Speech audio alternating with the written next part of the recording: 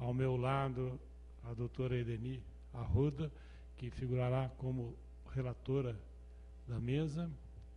E compõe a mesa ainda Dr. Romeu Felipe Bacelar, que será o primeiro conferencista. Em seguida, nós vamos ouvir Dr.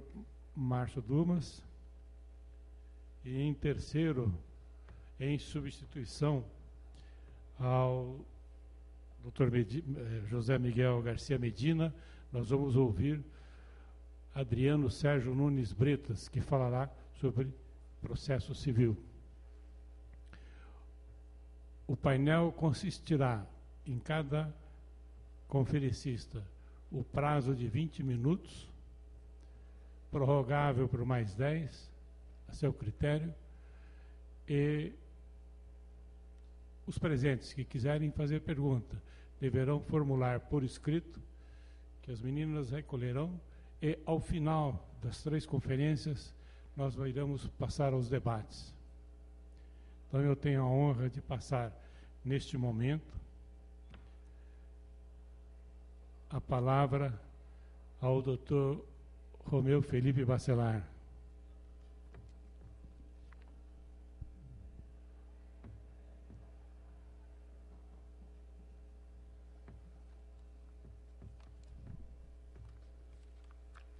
Um segundinho, doutor Romeu.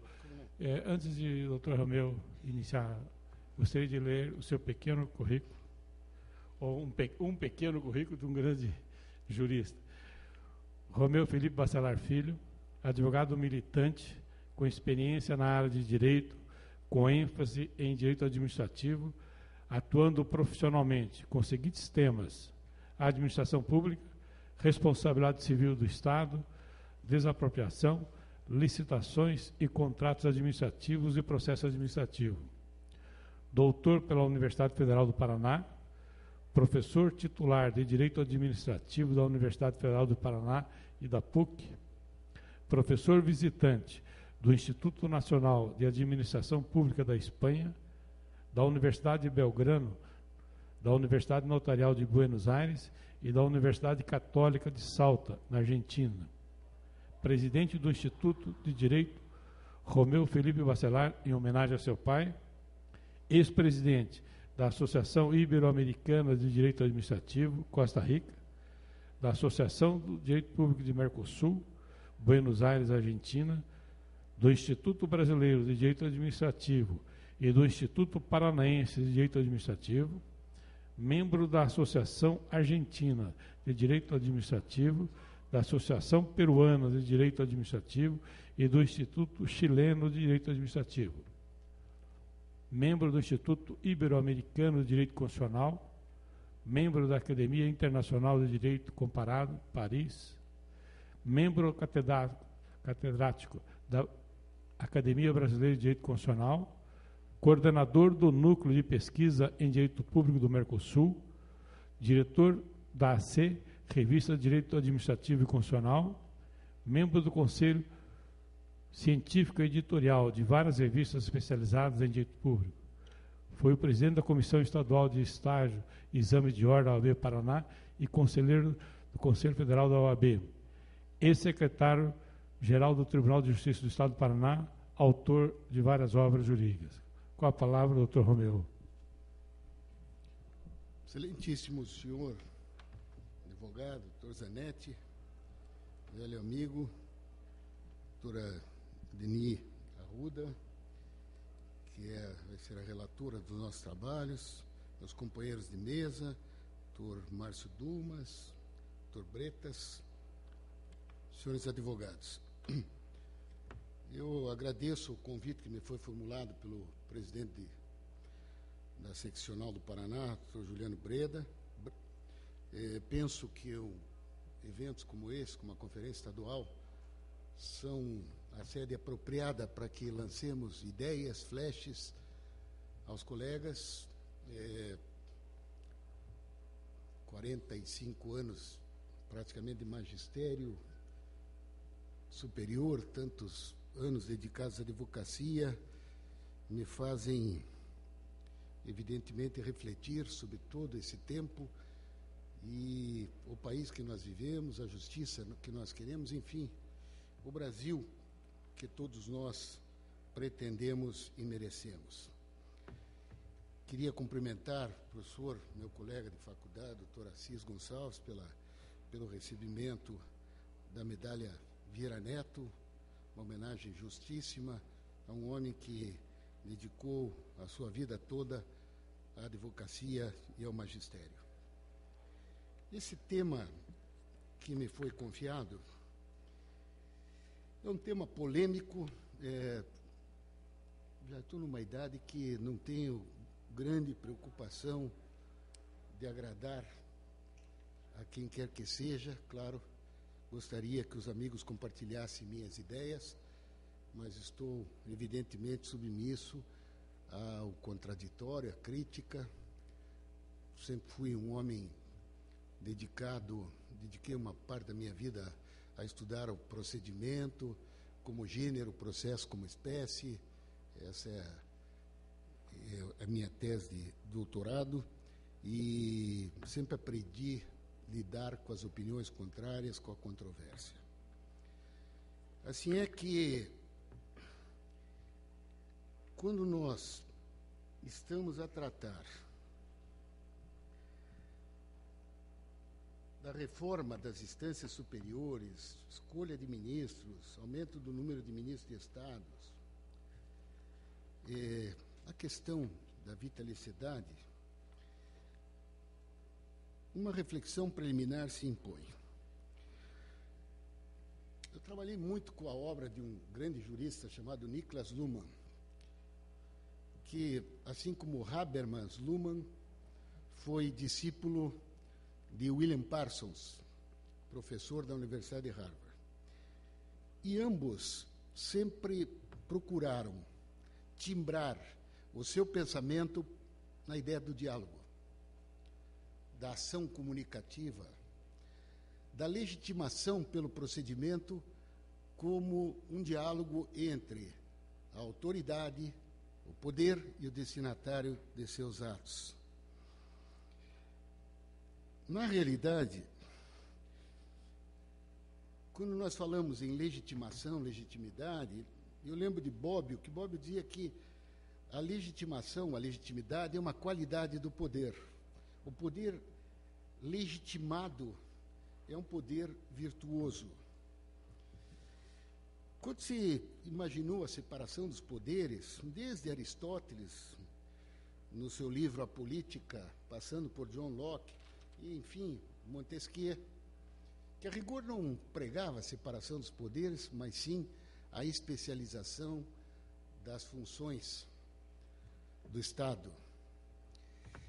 E nós sempre procuramos a ideia da harmonia, do equilíbrio das ações,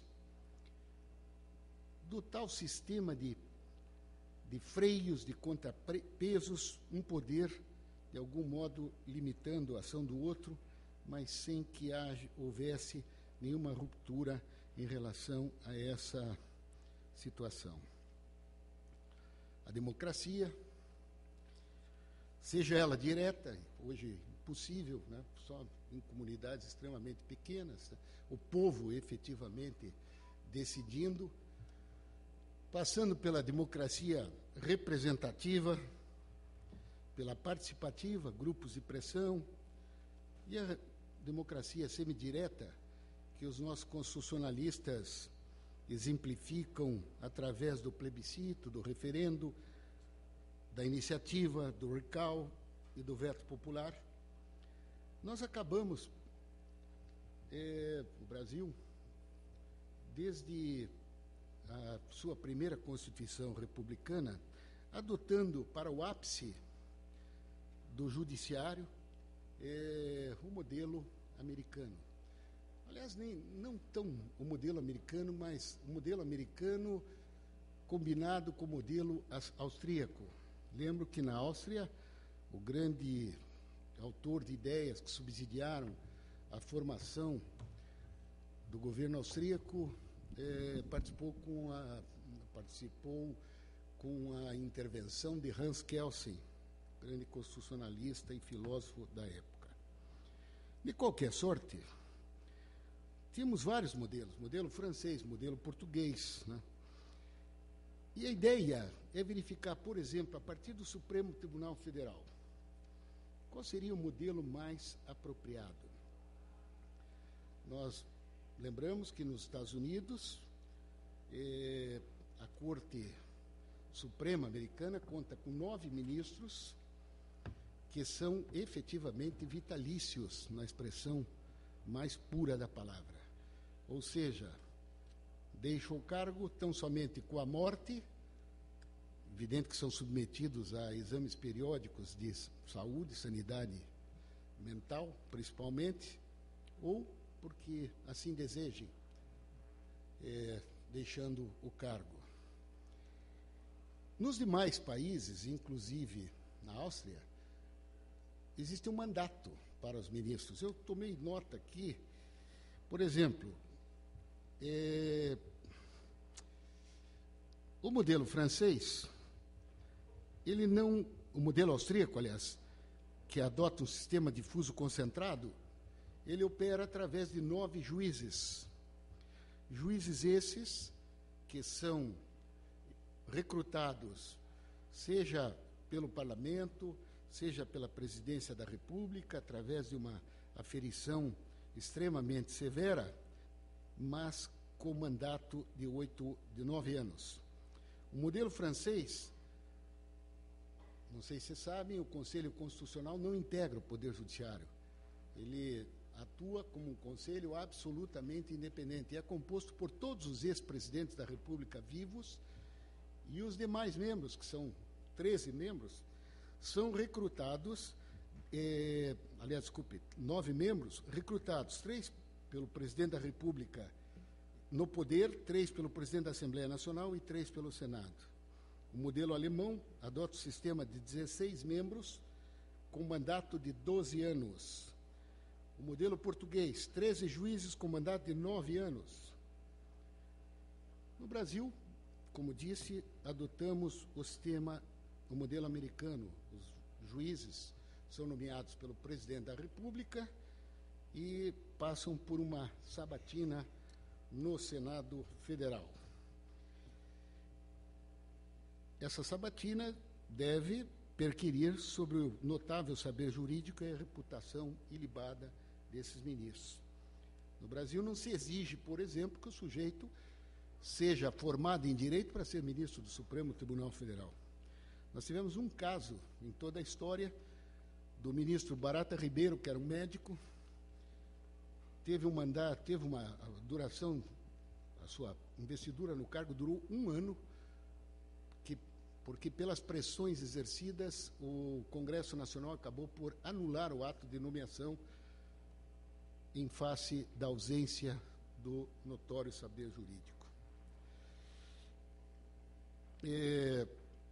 Floriano Peixoto, que era o presidente da República, evidentemente que não gostou, e sempre houve um